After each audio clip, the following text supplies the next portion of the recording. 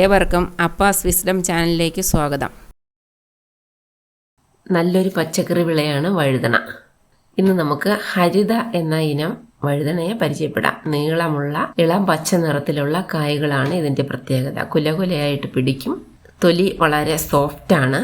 അതുകൊണ്ട് തന്നെ പാചകം ചെയ്താൽ മറ്റു വഴുതനകളെ അപേക്ഷിച്ച് നല്ല രുചിയുള്ള വഴുതനയായിട്ട് നമുക്കിതിനെ ഉപയോഗിക്കാനായിട്ട് സാധിക്കും. ഇനി ഇതിൻ്റെ ഒരു ചെറിയ ദോഷം എന്ന് പറയുന്നത് പെട്ടെന്ന് കീടങ്ങളൊക്കെ ആക്രമിക്കാനുള്ള സാധ്യത ഇതിനുണ്ട്. അപ്പം അതുകൊണ്ട് നമ്മൾ കുമ്മായമൊക്കെ വിതറിയിട്ടുണ്ട്. സ്യൂഡോമോണാസ് തളിക്കും.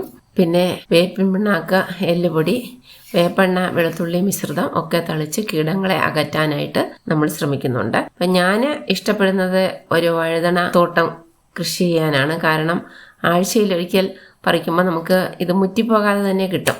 വെണ്ടയ്ക്കൊക്കെ ആണെങ്കിൽ നമ്മൾ 1-2 ദിവസം പറിച്ചെങ്കിൽ മാത്രമേ അത് മുറ്റാതെ കിട്ടുകയുള്ളൂ.